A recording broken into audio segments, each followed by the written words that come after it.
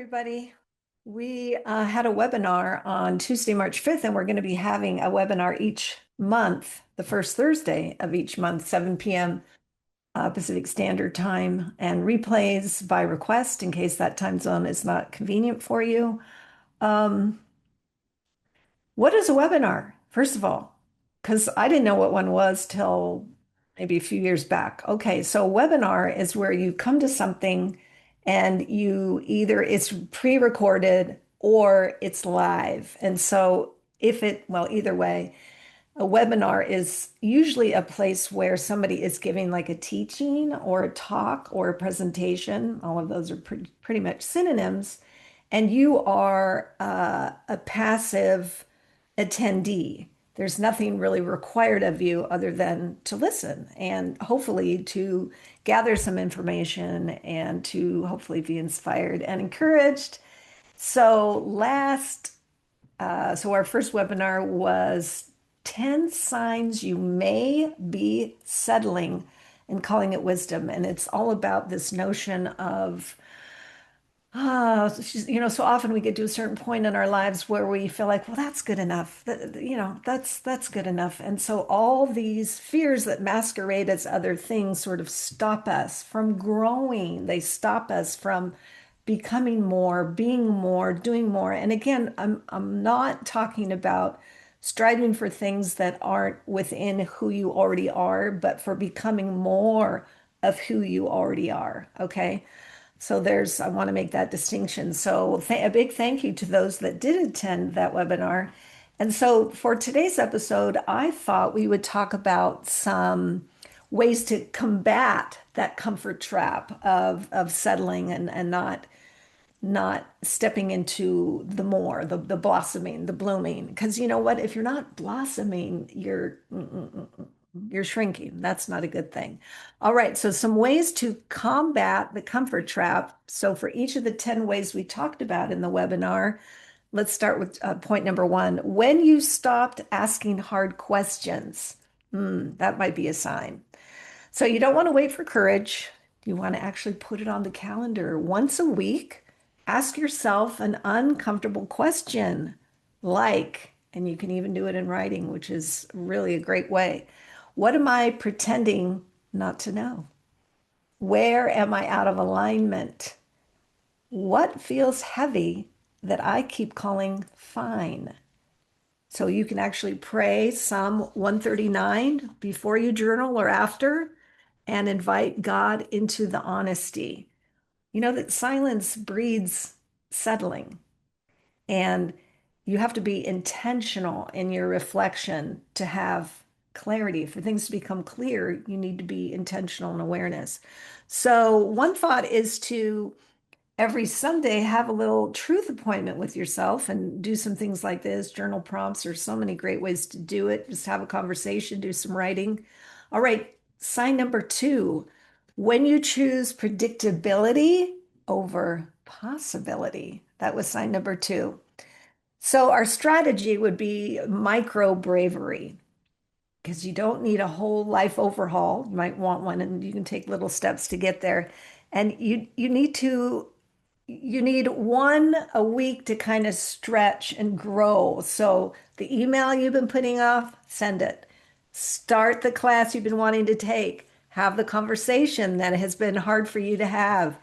Pitch the idea that you've been wanting to pitch. And now I got to turn my page and go to the next page because I've got my little cheat sheet here.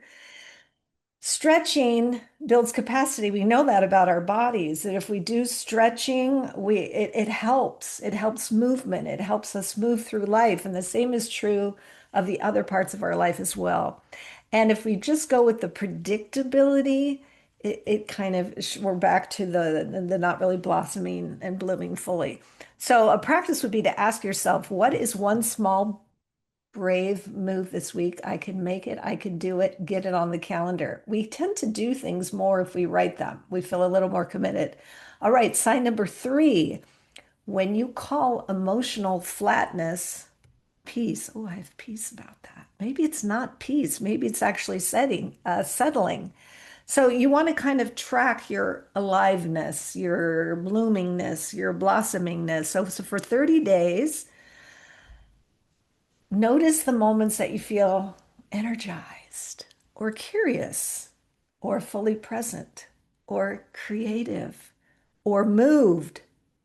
So those aliveness moments, they're data, they're things to notice, to become aware of. Because when you just settle in what you're calling peace, it's not actually peace. And you can actually become numb. And when you're numb, you're muted to what is possible, what makes you feel alive. So what about each night? Here's a practice. You write one moment you felt alive, even if it was small, because this is in the doing, the noticing, the doing, small little micro steps that are very, very doable. All right, step or sign number 4. When you blame it on your stage of life, this is future casting.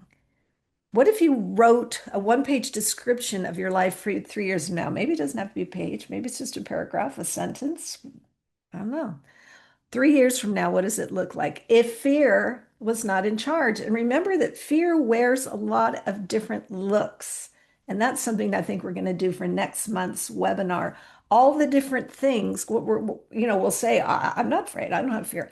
Well, guess what? All kinds of things that are occurring in your life actually are fear. Comparison is some kind of fear. Insecurity is some kind of fear.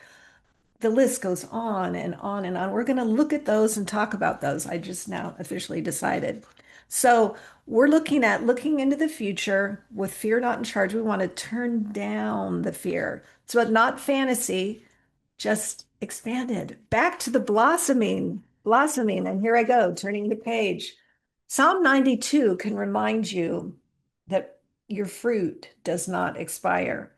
What if you practice asking, if I truly believed there's still fruit ahead, what would I plant now? What little seeds would I put out there now? These are so good. They're good for me. They're good for you. All right, sign 5. When you lower expectations and call it maturity. That was kind of similar to 4. When you lower expectations and call it maturity. So the strategy here is to raise one standard, take one thing. So you don't have to fix everything, but raise one area back to life. Maybe it's your health or your spiritual growth, intimacy, your marriage conversations, your creative expression. When you resign, you lower the standard quietly. Again, we're back to that. And it all goes down to that same thing. But wisdom refines them intentionally. Again, we have to go to awareness. We have to become aware of things to change them, to take little baby steps forward. So here is a practice. Choose one area where you will no longer accept bare minimum. You got to make the plan. Little tiny steps, tiny, tiny micro steps. Sign 6, when you avoid starting because you might not finish. Oh, I'm not even going to start that because I don't think I'm going to finish it. The strategy is to separate starting from the outcome. Remember, so much of life is the doing, the processing, ing. I like to call it the ing of things, ongoing. So you want to give yourself permission to begin. It's an experiment. I'm curious. I want to see what happens if I start, if I get moving. So it's not a commitment. You don't want to make it that heavy. It's not a declaration, but it's a start. And so it's okay. You got to give yourself permission to start. Joshua 1:9 isn't about guaranteed success. It's about presence in motion. So what if for the practice you committed to 30 days of starting without promising forever? You don't, we're not saying that you have to do it forever. We're saying, can you do it for 30 days? Can you take a little micro step toward the 30-day mark and see how you do? All right, sign number 7, when you stay busy to avoid restlessness. Okay, I can kind of relate to this one because sometimes I think what have I been saying to myself lately? Less noise, more you. And by you, I mean the big guy. Okay, our strategy is build white space. What does that mean? schedule some stillness before it turns into your life turns into burnout. 10 minutes, maybe daily, no phone, no productivity, just quietness. My friend Amy loves to talk about breathing, and it's so good. That just that nice breathing. Restlessness is often revelation trying to surface. So sometimes it's busyness, and sometimes it's an idea that's trying to reach fruition. Psalm 46:10 isn't passive, it's positioning. So what about if a practice we ask, what feeling keeps trying to get my attention? What feeling keeps trying to get my attention? Write about it, talk about it to one other person. These are all steps forward. Sign number 8, when you prioritize being needed over being fulfilled. I just recently had a conversation with a woman who's got, 3 kids, different ages, and she was telling me that she was afraid to spend some time away from her children, stay-at-home mom, and devote some time to some service that she wanted to provide. And I was telling her that I thought that was really great modeling for her children to sit down and have a family meeting and say, hey, mom feels really called in this area to serve. And so we're going to need everybody to pitch in a little bit to make this work. And that is actually a good thing for everybody. So anyway, that's just a quick little story. So the strategy here would be to practice stating a want and to start small. I'd like, I'd like to serve, and this is going to mean everybody's going to have to pitch in. I would prefer, I need, these are good statements, and guess what? There's nothing wrong with them. They're important. Your needs are important too. You don't need a dramatic demand, and you need to practice using your voice. Being wanted is comfortable. It's great to be there for your kids. We're not saying not to do that, but being honest is more powerful. Honest with yourself.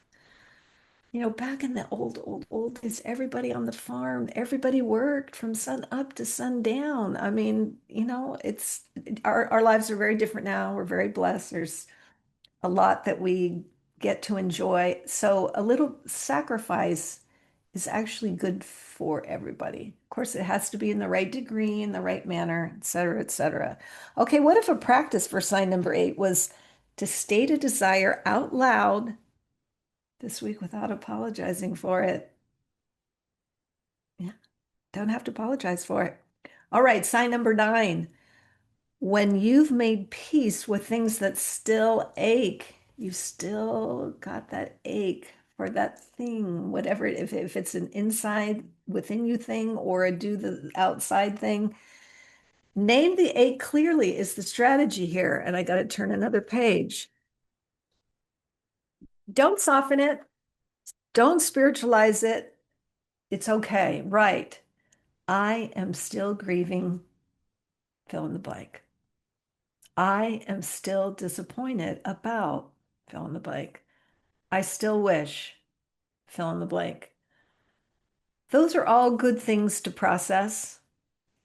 The trick, I don't know if it's a trick, but you actually have to work through them to get on the other side. That doesn't mean the thing didn't happen. It doesn't mean the thing that happened wasn't bad, wasn't hard, fill in the blank. But it has to do with processing. You don't want to stay there. And there's not a magic formula for how long. It's going to look different for everybody. And it's okay. Naming something is good because it helps you work through it. All right. So hope deferred makes the heart sick, but named hope begins healing, like I was just talking about. So the practice this for this sign is to decide, is this ache something to grieve or something to change? Have I been in this lane so long that I'm now bitter, that I'm so much living in the past that I'm not even living in the present and I'm not even hopeful for the future? That's something you have to decide for yourself. There's a place for grief for sure. Absolutely. All right, sign number 10. you might feel defensive hearing any of this or reading this if you attended our webinar and you got the 10 list beforehand. The strategy here is to follow the tightening. What does that mean?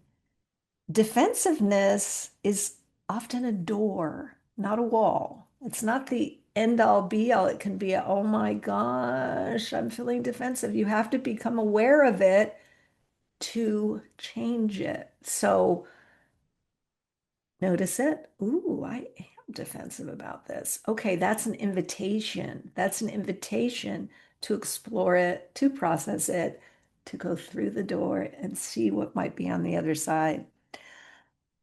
So instead of pushing it away, ask yourself, why did it land that way? Why do I feel defensive? What felt exposed about that? And what felt true?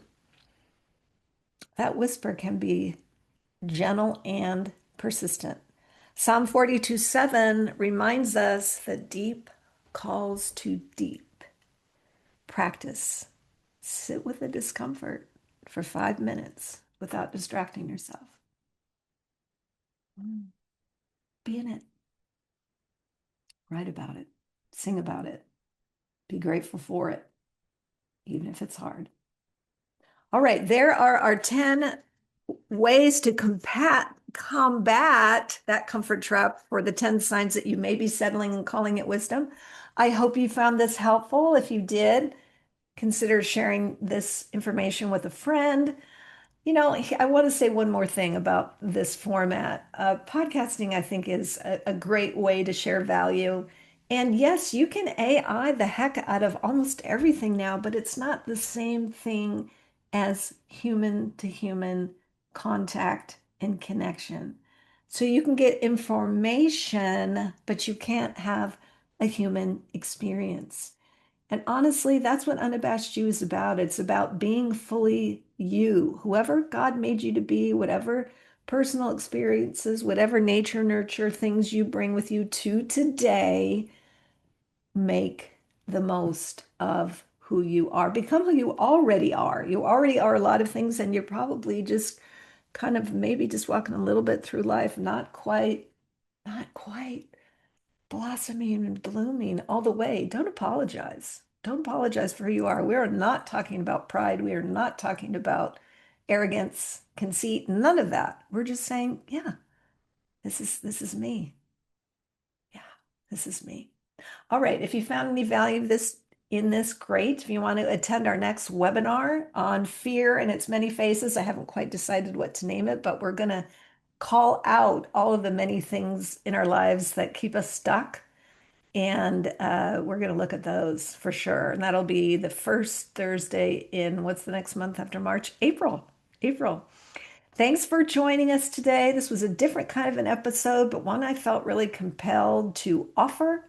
Our next series is Permission to Want More, What's Next and What's Left. And we're going to provide listeners who reach out to us with a workbook to go along with all the different episodes. We're doing different questions for each episode.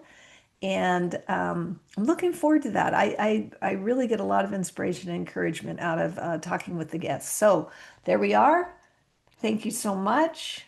Go and be you. Be unabashed.